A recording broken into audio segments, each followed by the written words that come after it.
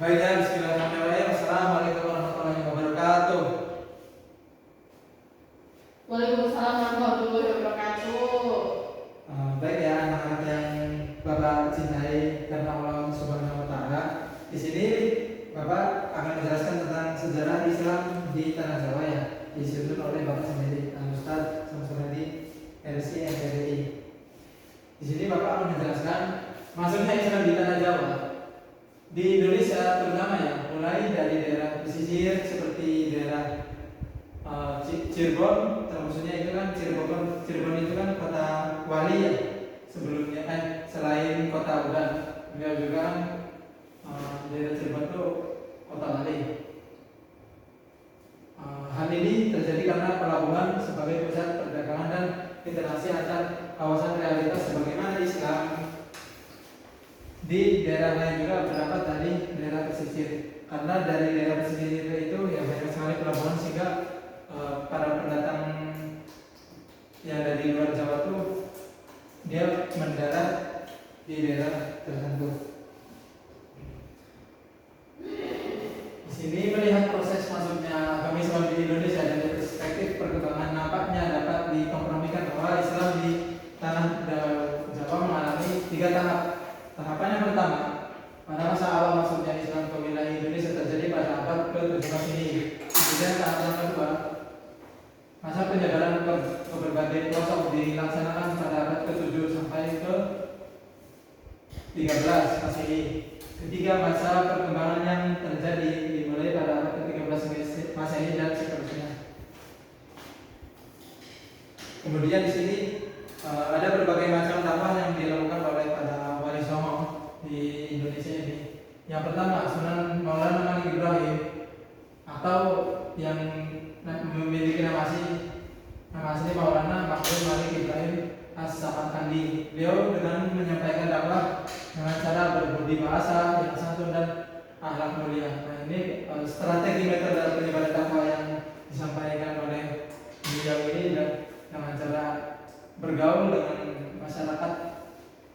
Kemudian poin yang kedua, Sunan Ampel atau memiliki nama asli Maulana Malik Ibrahim membuat kipas dari akar tumbuhan lalu dianyam bersama rata. Kemudian kipas tersebut diberikan kepada masyarakat dengan syarat harus mengucapkan 2 kalimat syahadat. Nah, ini poin kedua nih, masya Allah banget ya. Kalau kita di zaman sekarang ini, kalau misalnya kita pengen beli barang, contohnya kayak beli tripod itu kan harus mengeluarkan uang kayak ya katakanlah 70.000. Nah, tetapi ketika di zamannya para wali songo itu, beliau tuh ketika ada yang ingin membeli harus mengucapkan 2 kalimat syahadat. Jadi si konsumen itu tanpa mengeluarkan uang spesial pun. Kemudian poin yang ketiga ada Sunan Bonang. Cara dakwah yang digunakan oleh Sunan Bonang yaitu mengakulturasi kebudayaan dengan menggunakan pertunjukan seni wayang serta gamelan. Jadi pertunjukan seni wayang dan gamelan ini bisa dikatakan sebagai media dakwah ya, karena pada seni pertunjukan ini yang membahas tentang kayak sejarah masuknya Islam juga bisa gitu. Kemudian poin yang keempat ada Sunan Derajat atau memiliki nama asli Raden Qasim atau Raden Syarifuddin, mendirikan rumah yatim dan piatu atau orang yang tidak memiliki rumah, kemudian dirubah menjadi pesantren di Derajat Kecamatan Pacitan Kabupaten Lamongan. Poin yang kelima, Sunan Giri. Metode dakwah Sunan Giri dengan menciptakan karya seni seperti lagu berbahasa Jawa, Asmarandana dan pocong, dan permainan anak-anak ilir-ilir, cublak, suwang. Nah, jadi perlu kita ketahui ya, lagu Jawa Asmarandana itu ya nggak beda jauh lah dengan nyanyian sinden atau gending gitu loh. Kemudian ada Sunan Kudus. Strategi metode dakwah yang digunakan oleh Sunan Kudus melalui kesenian yaitu gending, mas, kumambang, dan mijil. Kemudian poin yang ketujuh ada Sunan Kalijaga atau memiliki nama asli Raden Mas Said. Metode dakwah Sunan Kalijaga menjadi dalang dan menciptakan beberapa lakon pewayangan berjudul Dewi Ruci, Jimat Kalimasada, Petruk, Dadira. Nah, jadi lakonnya dihasilkan oleh Sunan Kalijaga ketika berdakwah itu inilah. Jadi kita tuh harus mempelajari bahwasanya itu agama Islam pada zamannya Dewi Ruci itu seperti apa gitu. Nah, pada akhirnya beliau membuat akun untuk memperkenalkan supaya menjadi gambaran kepada masyarakat. Oke, di sini poin yang ke-8 ada Sunan Muria, yaitu adalah pendekatan dan dakwah Sunan Muria sama seperti Sunan Kalijaga, yaitu dengan menyebarkan Islam melalui pendekatan budaya seperti Sunan Muria suka menggelar lakon carangan Dewa Ruci, Dewa Serani, Jamus Kalimasada, Begawan, Ciptaning, Semar, Ambrangan Catur. Nah, jadi strategi yang digunakan oleh Sunan Muria ini beliau juga menggunakan strategi pentas seni pertunjukan.